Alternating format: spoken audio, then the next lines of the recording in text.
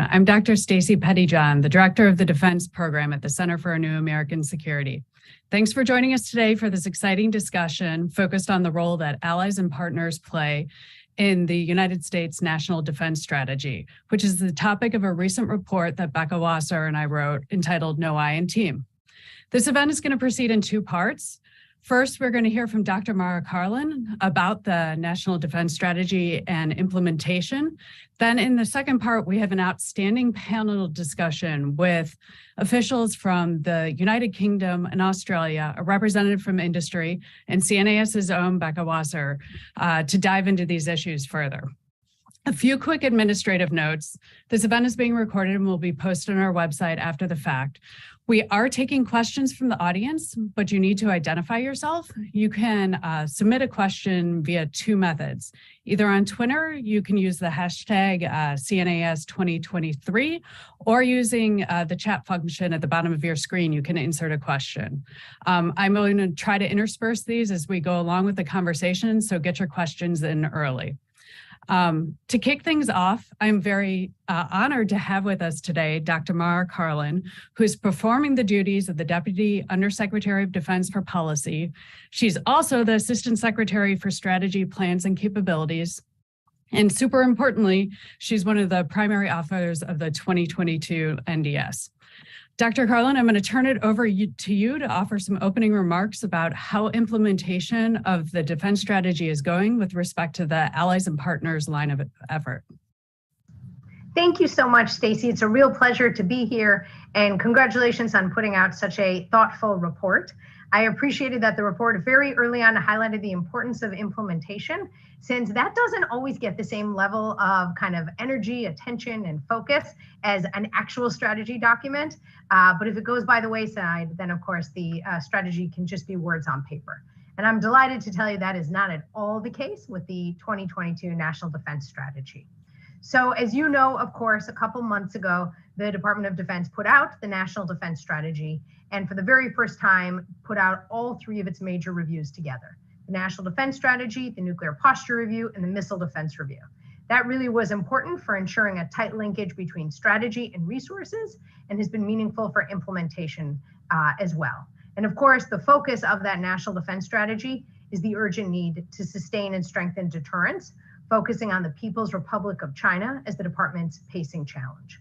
That's because the PRC is the only competitor with both the intent and increasingly the capability to systematically change the United States across the board, militarily, economically, technologically, and diplomatically. And I'll talk a little bit about how we are realizing the NDS in that regard.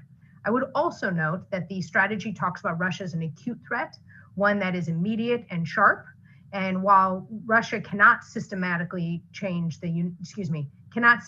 systematically challenge the United States over the long term, we very much see Russian aggression threatening our interests and values and those of our allies and our partners. Russia's reckless war of choice against Ukraine has made that very clear and very real for the entire world. And we can't help but watch the Russian alignment with the People's Republic of China. Both seem to favor a world in which they can trample over the sovereignty of their smaller neighbors and have a free hand in their self-declared spheres of influence. Now, in talking about NDS implementation, I want to emphasize the importance of allies and partners. The NDS talks about allies and partners as our center of gravity, and the NDS really is a call to action for breaking down barriers to working with allies and partners on our common objectives. So much of what you and Becca have written in this report. So the NDS is the department's North Star, and we're working hard to implement it. I like to think of our implementation approach as really being a wraparound strategy to ensure that this strategy is infused in the department's day-to-day business. It's really three-pronged. We've got senior leaders who are reporting on how they are changing their policies, processes, and plans to align with the National Defense Strategy. We've got the secretary and the deputy secretary who are personally involved in regularly overseeing the implementation of the very highest priority National Defense Strategy efforts and convening key leaders across the department to discuss how it's going. And then at the working level across the entire department, the components of the Office of the Secretary of Defense, the military departments, the combatant commands, joint staff are all executing concrete tasks to realize that strategy. And as part of implementation, we're really working with our key allies around the world across all of these strategic ways: integrated deterrence, campaigning, and building enduring advantages. We're also working closely to align our strategy with our allies' defense strategies as well. So I know you are intimately familiar with integrated deterrence. I thought I would just spend a moment on what it means for allies and partners, which really is ensuring that we have integrated across our department, across our interagency, and then very much with our allies and partners. They have a crucial role to play in realizing the idea of integrated deterrence, of being able to ensure that we can deter to those who seek to upturn the international order, and should we be in a different situation, in ensuring that together we can ensure security and stability. So I would note, of course, the concept of deterrence is not new whatsoever, but we're really trying to evolve our approach to it because it is just growing ever more important, as I think we are seeing pretty regularly with this dynamic security environment. So I'd like to very briefly talk about how we are enabling integrated deterrence in the case of the People's Republic of China and in the case of Russia. So in the case of the People's Republic of China, inside the Department of Defense, we're working hard to invest in a combat credible force, investing in critical capabilities across domains, especially cyber and space, and to ensure that our forces are able to do what is asked for them. So you've seen this in terms of our construction of new ships, our modernization of the Army and the Marine Corps, and the advancement of air power and key investments in various aircraft. You've seen a lot in the space domain as well in this regard, in terms of being able to field resilient satellite constellations so that we are able to ride through any challenges that might exist. And also within cyber, where we're boosting our resilience and enhancing our capabilities. With our interagency, when we are looking at operationalizing integrated deterrence, we've worked with a number of key actors to knit together an approach that makes sense vis-a-vis the PRC. And I would just really applaud our colleagues in Congress, particularly for the CHIPS Act, which has been really important in curbing our dependencies on the PRC. And then with our key allies and partners, we are building and deepening cooperation in the region. So a couple quick examples as that relates to the People's Republic of China. First, we're forming new geometries for cooperation, such as AUKUS. And that is, of course, Australia, the UK, and the United States. It's really a strategic partnership that's focused on enhancing regional stability and safeguarding a free and open Indo-Pacific. And it's going to provide Australia with a conventionally armed nuclear-powered submarine capability. And together, the three countries are going to develop and exercise joint advanced military capabilities. And we're accelerating the advancement of a bunch of different capabilities across areas as wide-ranging as artificial intelligence and autonomy and cyber, for example, to ensure that our warfighters can retain and expand their competitive edge. So that's one example of how we're trying to operationalize integrated deterrence vis-a-vis the People's Republic of China. Another example involves optimizing our posture in the Indo-Pacific. You've seen some really splashy, important announcements of this of late. So, for example, by forward deploying more versatile, resilient, and mobile capabilities in Japan, you've seen a lot of progress with what we've done in Australia. And then also most recently, when the Secretary of Defense was just in the Philippines, in terms of gaining access to different sites. That's all really meaningful when you look at our ability to project power, which is in many ways kind of the sine qua non of the US military. And the third example for how we are operationalizing integrated deterrence vis-a-vis the People's Republic of China, of course, is how we're expanding our joint exercises in the Indo-Pacific. As you know, we're used to exercising bilaterally and multilaterally, but what we're really trying to do is change and enhance the size, scope, scale, and character of these exercises. So a great example would be Garuda Shield, which was an exercise of 14 nations that occurred a couple months ago. You've seen joint maritime drills with Canada, Japan, the United States, and Australia in the South China Sea, really showing how our different countries can knit together our capabilities and employ our forces together. Let me very briefly turn to some examples that relate to operationalizing this this collaboration with allies and partners in the case of Russia in realizing integrated deterrence. And I think you've seen this really loud and clear over the last year plus or so. Now, inside the Department of Defense, of course, we did a lot to surge U.S. forces to Europe as the conflict was kicking off, and surge from 80,000 to 100,000 troops in Europe to reinforce our posture. And frankly, that was doable because of our very close relationship with so many of those countries, because of pre-positioned equipment that was there, also thanks to Congress with the European Deterrence Initiative. And moreover, we've been able to build Ukraine's military and asymmetric capabilities through robust security assistance. You've seen a lot with the interagency and what they have done, and especially last week, I think, as we hit the year anniversary of this horrific conflict, you've seen what our Treasury colleagues have done and our State Department and Commerce colleagues have done as well, and of course the intelligence community, to ensure that we are all knit together in an integrated way to deter. And then with our allies and partners, we have seen our NATO allies stepping up to enhance their presence in Europe's east. We have seen this extraordinary united and resolute Ukraine Defense Contact Group, which involves the Secretary of Defense on a monthly basis, convening, I think, something around 50 or so of his counterparts to talk through and offer contributions to help Ukraine in its self-defense. And that has been crucial as well. I would also just note that, in Europe, of course, the United States has worked really hard to ensure we can maintain our bedrock commitment to NATO's collective defense. And we do that working hand in hand with our allies, of course. And so we're doing that both bilaterally and also, of course, multilaterally through NATO and through NATO's established processes, especially in terms of capability development and military modernization.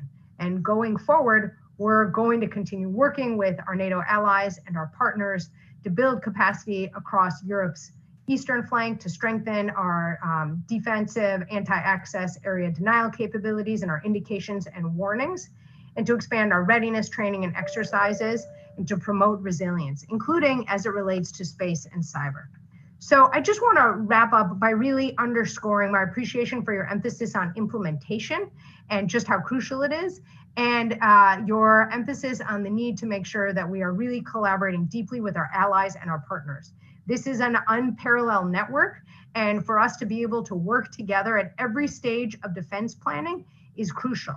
That means we, of course, will have to address longstanding institutional barriers that inhibit collective planning, interoperability, and mutually beneficial procurement. So we're looking hard at all of those things, and look forward to learning more from you and the folks on your panel about how we can get after that in a way that makes sense. Thanks so much. Thank you so much for that, Dr. Carlin. That was an amazing overview of the strategy and all of the work that's going on to implement it in the two critical regions that the U.S. is focused on right now. We're really grateful for your time. We're going to dive a bit more into some of these obstacles and think about ways to overcome them in our discussion that comes. Thank you again for joining us today. Thanks for having me. So now we're going to turn to the broader discussion with the entire panel. So let me introduce all of our participants. We have a great lineup here for you today that has representatives from the UK, Australia, and the United States to talk about this. So starting off, we have Shimon Fima, the Director of Strategic Programs in the UK Ministry of Defence. We also have with us Stephen Moore, who is the First Assistant Secretary of Defence Industrial Policy for the Australian Department of Defence. We have Mike Schnabel, who's a Senior Director of International Operation and Policy at Boeing. And then we have Becca Wasser, a Senior Fellow and the Director of the Gaming Lab here at CNAS. Welcome to you all. So great to see you. So I think Dr. Carlin gave us a lot of food for thought there and some issues to unpack. I'm going to turn to Becca first. And we heard a little bit about the advantages of working with allies and partners. Can you explain in a bit more detail why you think it's so important today and into the future for the U.S. to really integrate with its allies and partners in a way that we haven't done in the recent past? And in doing so, can you talk about how we thought about integration more broadly in our report and sort of the framework we laid out for thinking about how to approach this issue? Sure. Thank you so much, Stacey. It's great to roll out our report, and thank you so much to all of my fellow panelists. It's great to be here with you all, at least virtually for now. So I think, as we've heard from Dr. Carlin, really what's happening is that the United States faces a threat landscape that's unlike any it has faced in its past. The unipolar moment is over. We have two nuclear armed powers in the form of China and Russia. China is very much a rising military threat, and while Russia has, has a degraded military based on its poor performance because of its invasion of Ukraine, it still is quite dangerous. And then you also have a myriad of other persistent threats that the United States is going to need to keep at bay. But what also makes this time unique is that the United States military is undergoing a period of modernization. It's trying to free up resources for modernization. So you've got a much smaller force size, divesting of legacy capabilities, and perhaps maybe a force that's less ready for some of the threats that it might face.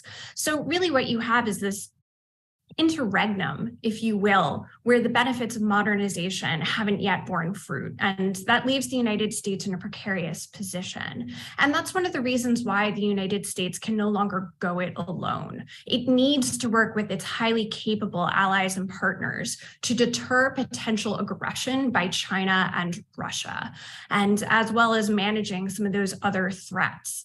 It's the combined collective capability that all of these nations have together and what they can bring that demonstrates credibility, that demonstrates resolve, and enables greater deterrence of some of those future threats.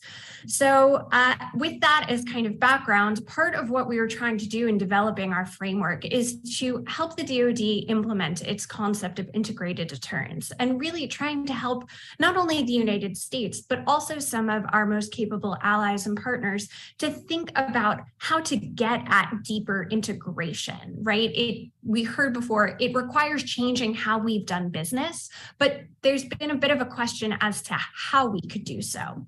So our framework highlights 3 different levels of integration. The first level is tactical integration, which I think we all know of as the most sort of common form of integration. We see this because it emphasizes interoperability, common platforms and capabilities, as well as common skill sets. The next level of integration, and a slightly higher form of integration, is institutional integration. And I would argue this is actually where we see the most barriers to deepening cooperation. And part of this is because, at least from the DoD's perspective, it requires incorporating allies and partners into their processes. So those are processes like information sharing, to facilitate, collective force planning. It's, doing combined research and development. It's looking at capability development, all of these things that require a lot of sensitive information and cooperation. And then the last form of integration, which is the highest form of integration and the most difficult one to actually achieve, is strategic integration. And so strategic integration means developing really a shared appreciation of the threats and how to counter them. And in sort of trying to work through how to counter them, essentially, assigning roles and missions for how they would counter those threats. And because of that, it tends to be pretty sensitive and something, that often is difficult for allies and partners to do. And so, I think it's worth noting that integrated deterrence requires cooperation at all three levels of integration. But the one that is the most important is strategic integration. And the one that is currently most lacking is strategic integration. In theory, strategic integration is the level where you make decisions, and then all of your other decisions at the institutional level about those barriers that need to change, at what you're going to actually tactically practice and become interoperable in, those should stem from that strategic level. And, that's really what you need to make choices to create a shared vision in order to make that actually happen. I'll just end really quickly by saying there are a lot of barriers to making integrated deterrence a reality and to achieving each of these types of integration. We've seen that the United States has the ability to overcome some of these barriers, but only during crisis. We've seen that the US has been able to share really sensitive intelligence and other information with allies and partners in the run-up to Russia's invasion of Ukraine. But what we need to do is translate some of that energy and some of our ability to do that during crisis to peacetime, because peacetime planning, peacetime working together, whether that's strategic and operational planning, whether it's greater defense industrial base integration, or whether that is just trying to make the combined choices about future capabilities. Those all present really strong signals of credibility and resolve to China and Russia, and in so doing, enhance deterrence. So I think we're going to talk a lot more about barriers, so I'll stop there. Thanks, Becca. That's really helpful context, I think, for where we're going to go next, which is diving deeper onto defense industrial base cooperation, which clearly needs to happen in peacetime. We've seen that capacities today are insufficient to meet the needs of the ongoing war in Ukraine, let alone what is expected to be needed should a larger conflict break out directly with Russia or with China. So I'm going to address the elephant in the room first. Let's talk about AUKUS, even though we want to move beyond AUKUS and talk about other forms of defense cooperation that's going on among the UK, Australia, and the US going forward.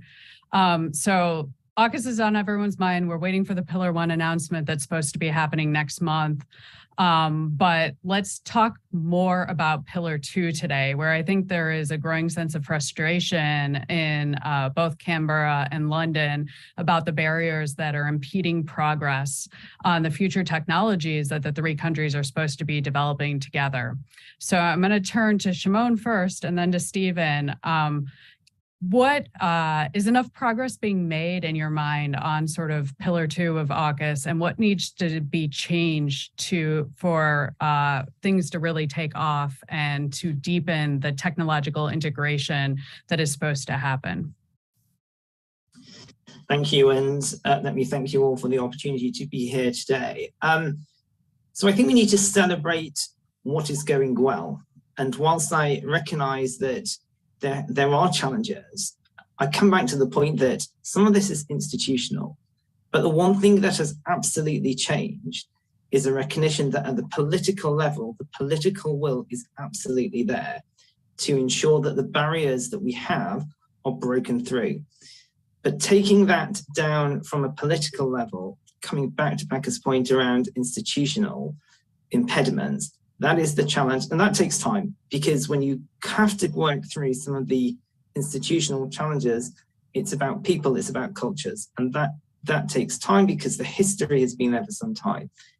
In my own experience and the experience that we absolutely have and continue to see some really positive movement in that space.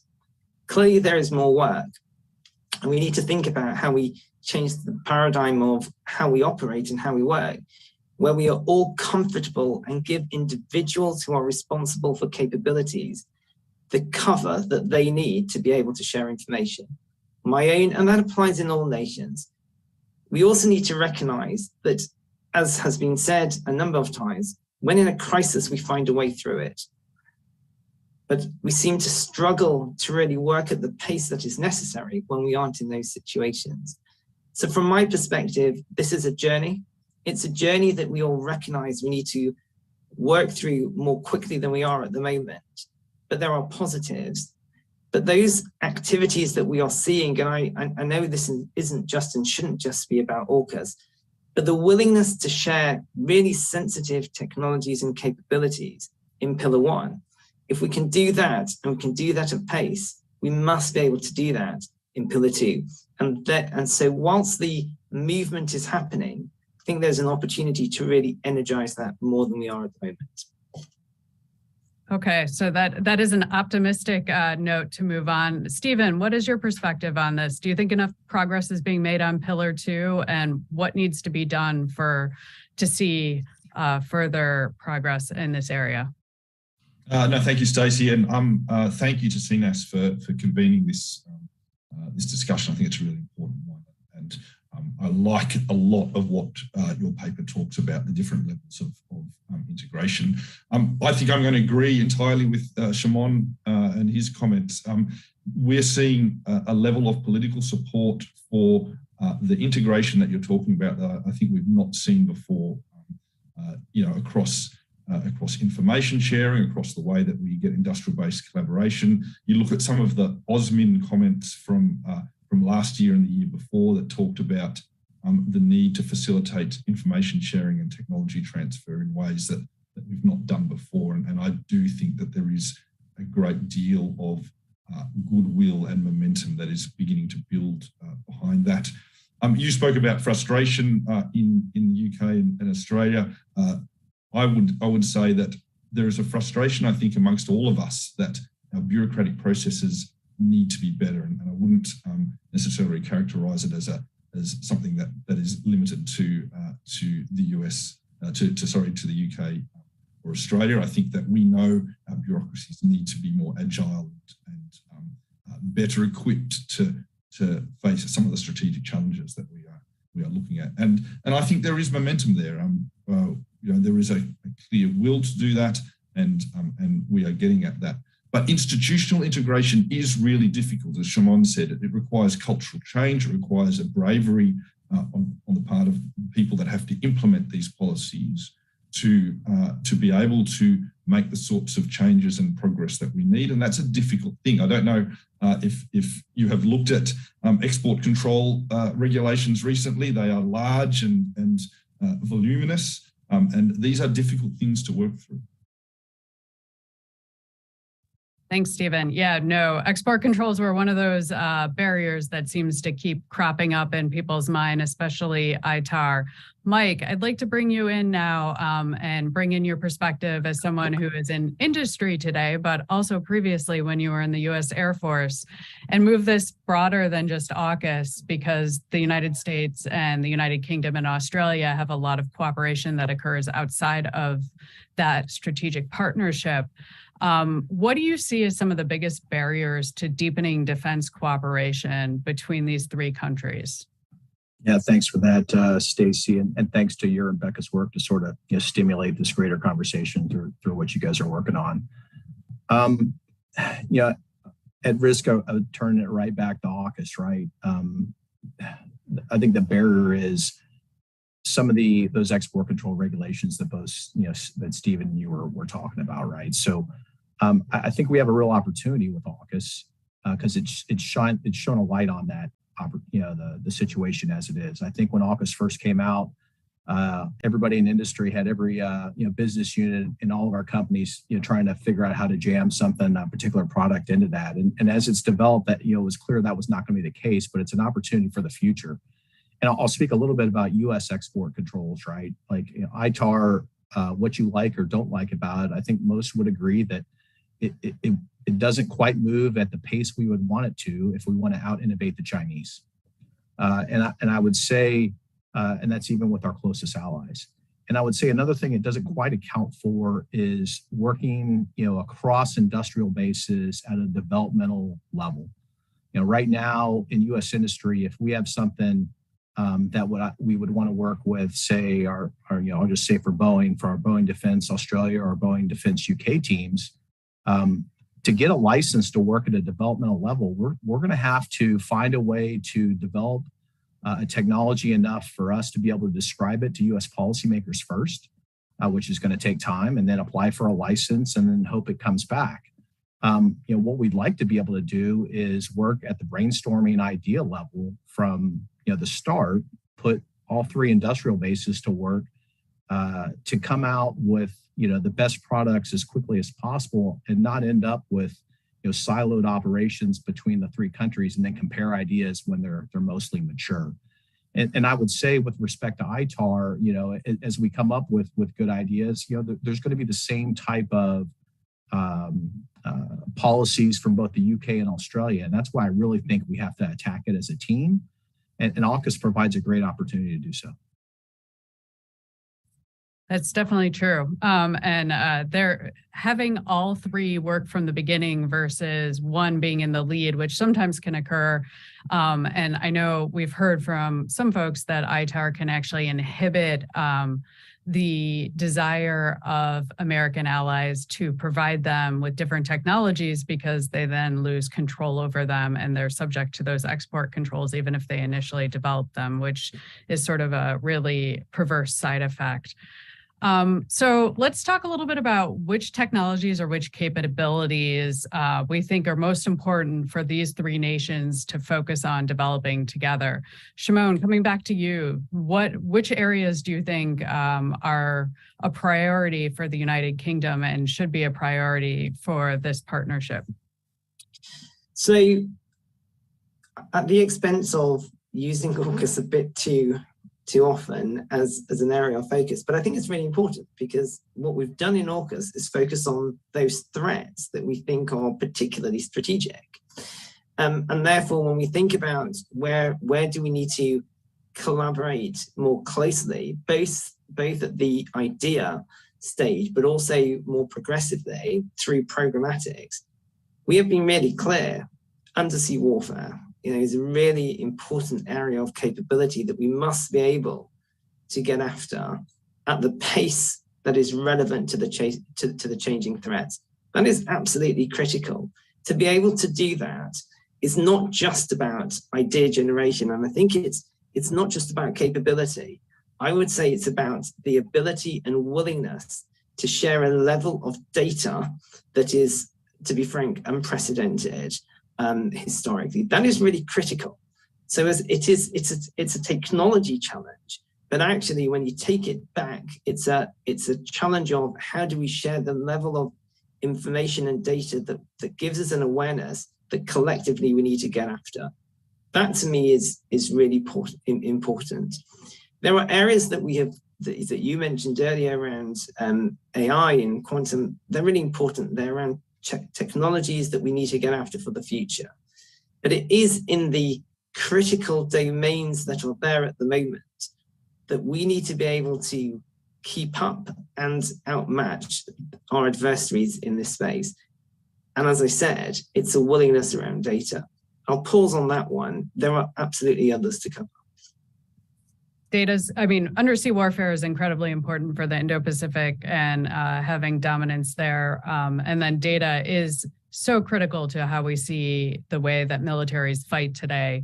And there are so many barriers to sharing it there. Stephen, what's your perspective on this? Which capabilities or technologies do you think should be prioritized? Look, I think we've been quite explicit in the sorts of technologies that we think we want to get after, and that's a pretty good list. I think that you've mentioned some of them, and so has Shimon. Things like advanced cyber and AI, electronic warfare and hypersonics. That list has been developed because it is recognised that those capabilities are going to be particularly important to all three nations to develop. But I think, to echo Shimon, what really is the underlying benefit of that and the capability, I guess, that we are really getting at is the ability to recognise and seek out those technologies in each of our countries that are going to be most beneficial to us, to give us that strategic edge, and quickly share them amongst the countries so that we all benefit from that. So we don't have a particular technology that sits within one, but we recognise that there are skill sets and advanced capabilities that exist within all of our countries that we can quickly share and get that advantage from. That's what I think the true capability of sort of integration that we're seeing between Australia, US, and UK at the moment.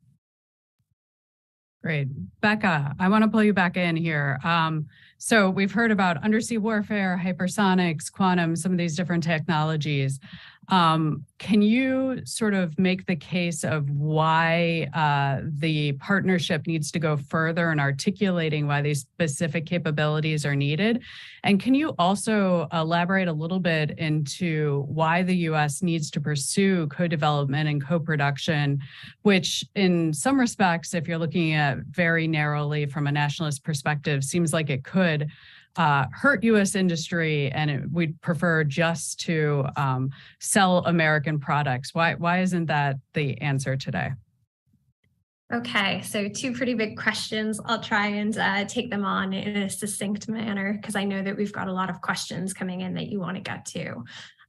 So I think one of the things that became abundantly clear to us as we were going through this paper and as we've been talking to various folks, particularly about AUKUS, but also other, collaborative engagements, that one of the things that is missing is actually creating a strategic narrative around why certain capabilities are required. There is, as we, heard from two of our fellow panelists, an understanding of why, for example, the undersea is so important, particularly if we're looking at future warfare, potential future warfare with China, but explaining exactly what missions any submarine would be able to do and what it would bring to bear and how that would benefit, each country individually as well as collectively is part that's truly lacking. And I think really where this is most apparent is less so on Pillar 1 and submarines, but more so on Pillar 2, where it is a very wide array of capabilities that are assigned under that pillar. So, making the case for why hypersonics is a little bit different than making the case for, why electronic warfare or why there needs to be greater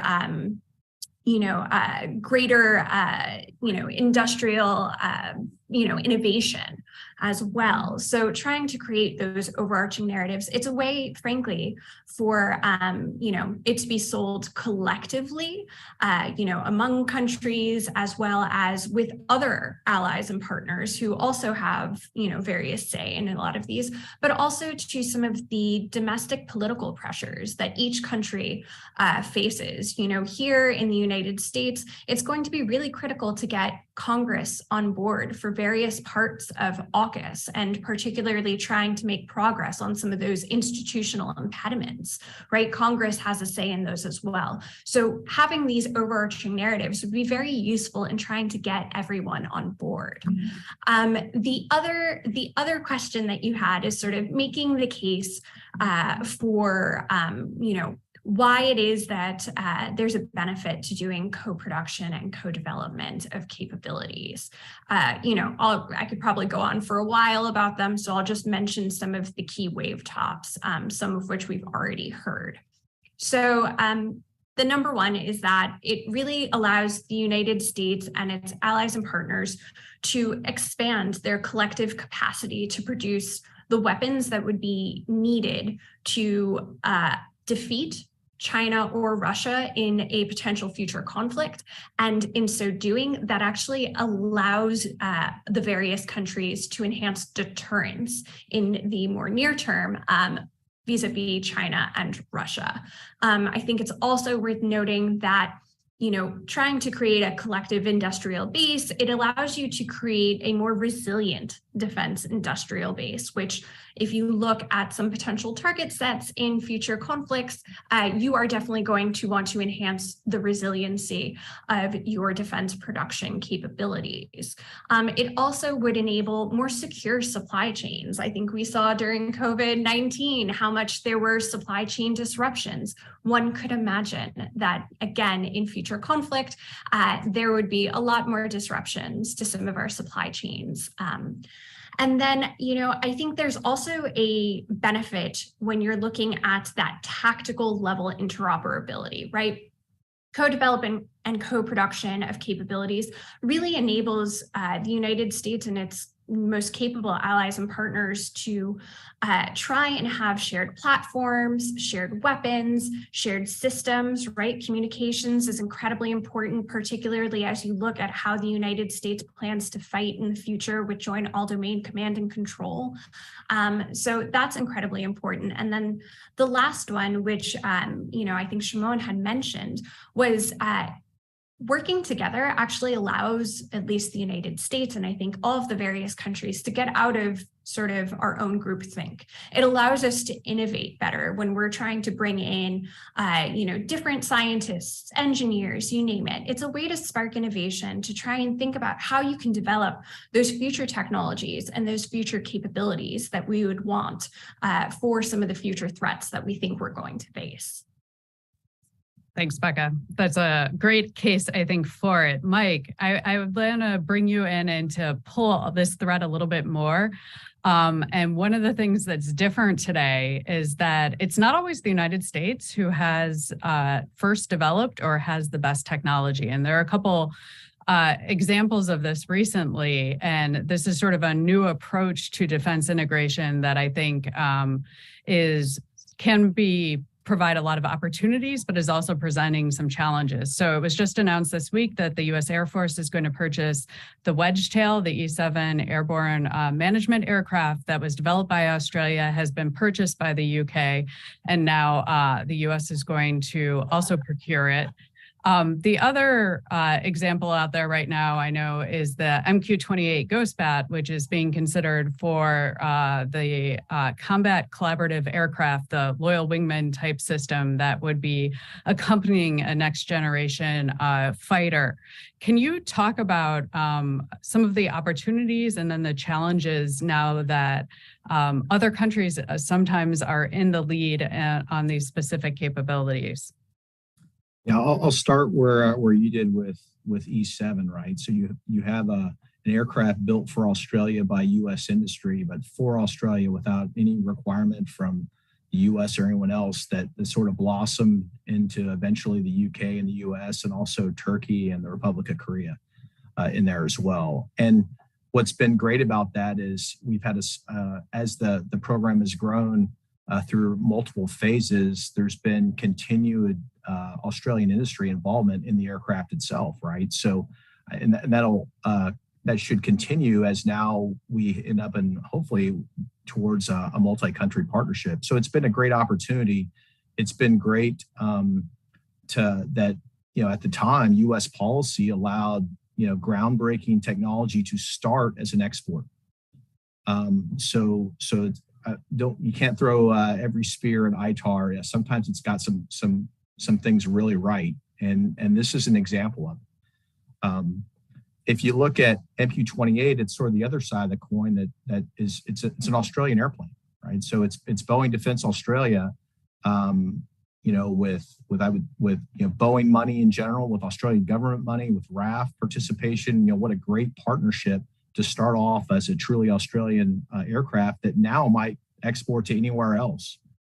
But there are challenges with that, and we've seen that the Australian government has taken on, hey, what if we have to export this in the future? What does that look like? And how does it want to partner with the U.S. to do so? And oh, by the way, now you tie it to something like the Missile Technology Control Regime, which the U.S. has a decade or two of exporting unmanned aircraft, and is still almost always paused as it's done so. So we sort of picked the most challenging scenario to do this. So I'm glad we're going through it together, right? I think we blazed a trail on E-7. I think with MQ-28, it's a huge opportunity, but it's also highlighted areas as both governments need to set a groundwork, as I sort of talked earlier, to stimulate innovation, that we can work together across companies. And I think you mentioned it, Stacy. There's sometimes a protectionist aspect for each of the countries. Sometimes there's a technology and secrets part.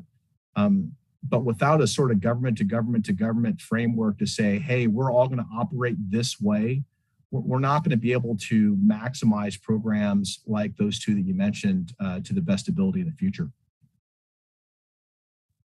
Yeah, and it's clear that the challenges are so big today that no one country can handle them on their own, even the United States. So we need to find ways to do that. Shimon, I wanted to come back to you.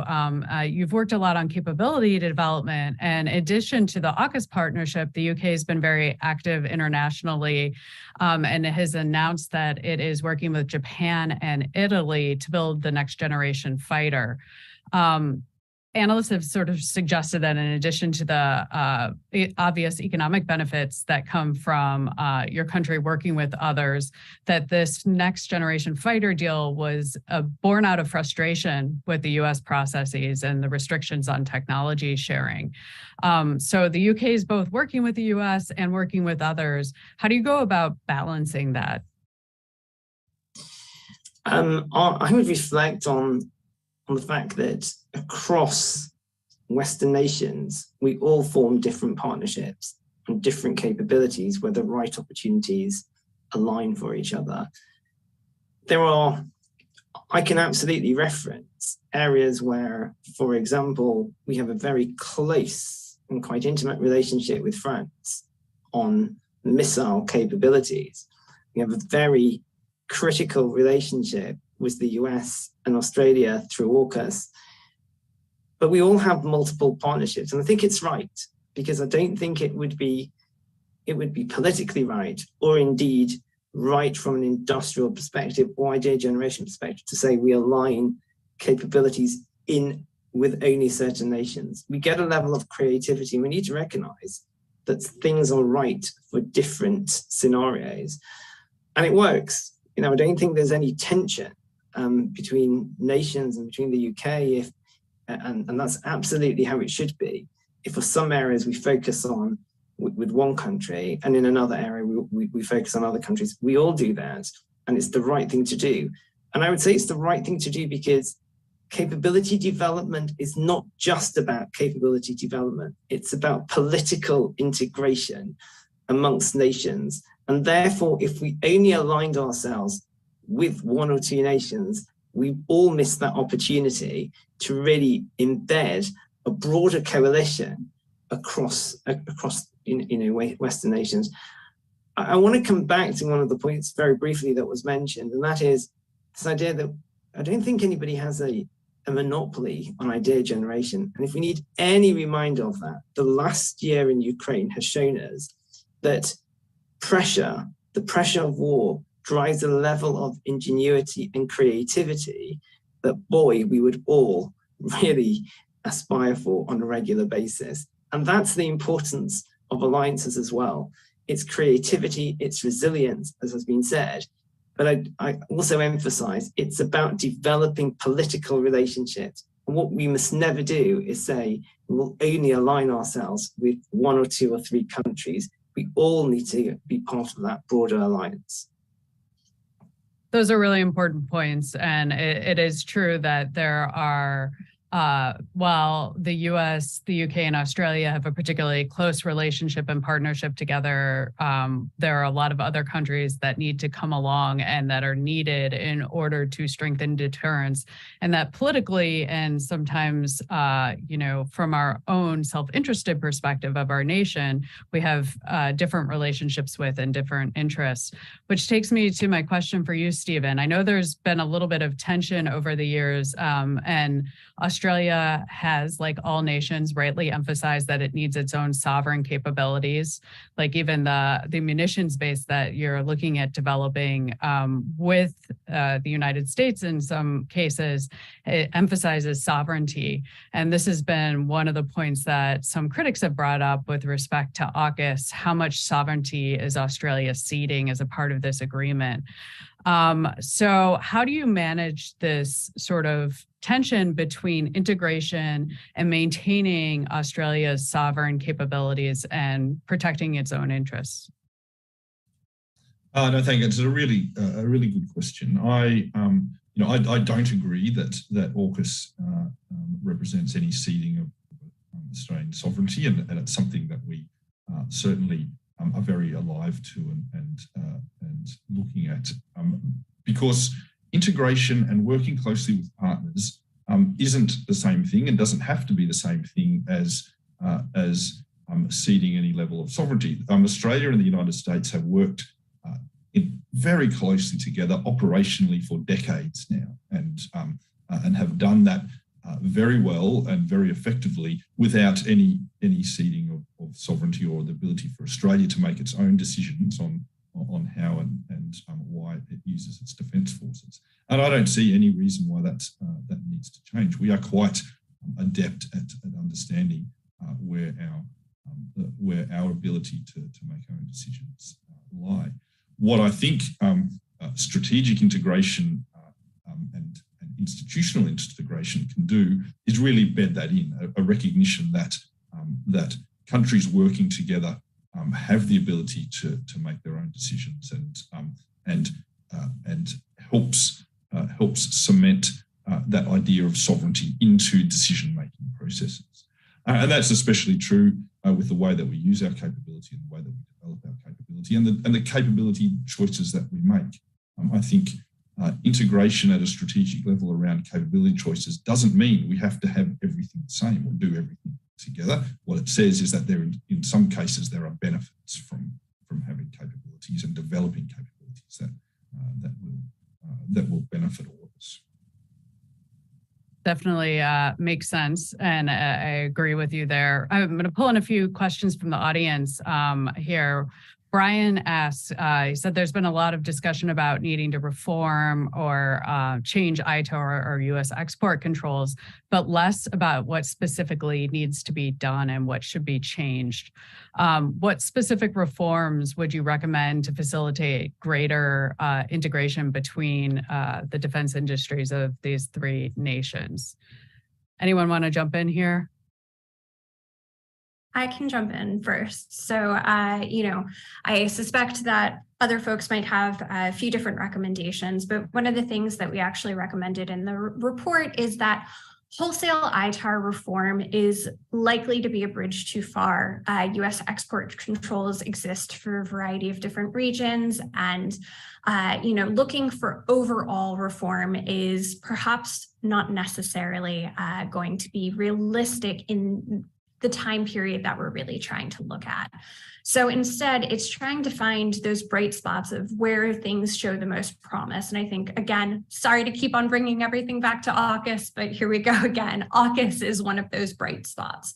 So if you're trying to think about how it is you could create ITAR reforms to make AUKUS happen, one of the things that we suggested in our report is that there are ITAR exemptions that exist, and ITAR exemptions that exist for certain countries like Canada.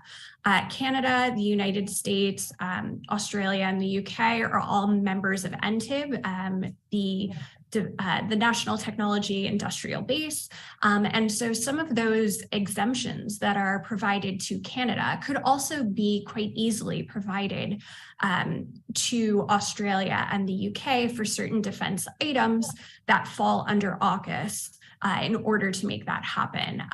Kevin Wolf, who's a former Assistant Secretary of Commerce, recently testified before Congress that small amendments could be made to existing ITAR sections, which really just require adding and Australia and the United Kingdom to those sections in order to create exemptions, at least to make parts of AUKUS happen without getting into some of the intricacies that would be required for broader ITAR reform. Hey, Stacey, can I jump in on that one? Please.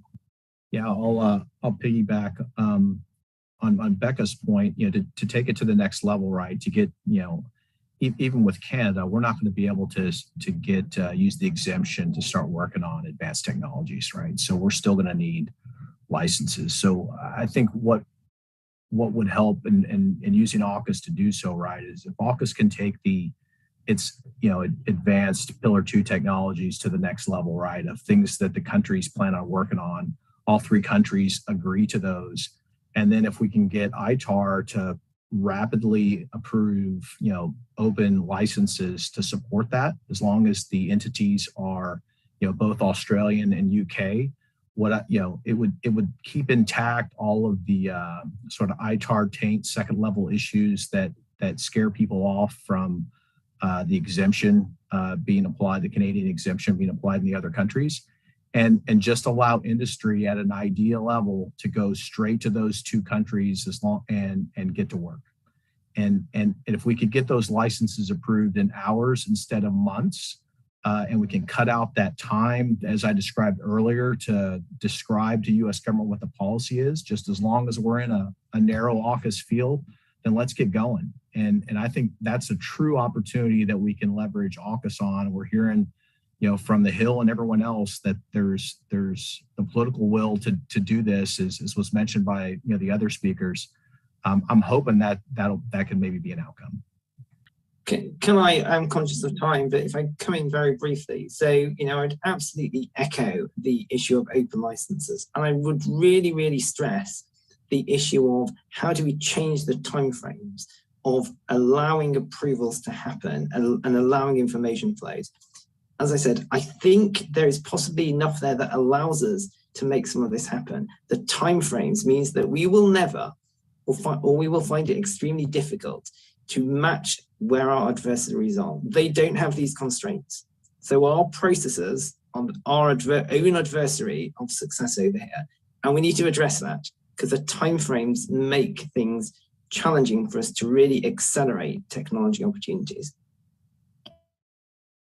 I couldn't agree more. Time is of the essence these days, and we have wasted far too much of it, letting bureaucratic processes sometimes be in the way unnecessarily.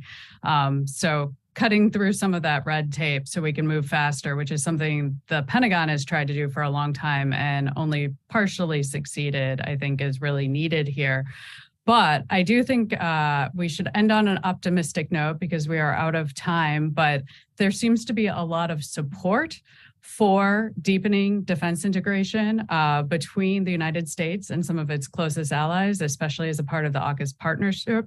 So hopefully we will find that some of these reforms are actually implemented and a lot of the defense cooperation that we really need to have happen can come to fruition and do so quickly, not in the matter of decades, but in the matter of months and years, because we have seen that countries can move quickly when they need to. In the case of Ukraine, to provide assistance, we just need to be more proactive going forward to deal with the magnitude of challenges that we're going to face in the coming years. So I wanted to thank everyone on the panel today for joining. This has been a wonderful discussion with a wide variety of perspectives, and I think we've contributed significantly to this discussion and hopefully can see progress coming in the near term from it. So thank you, everyone. Have a good afternoon.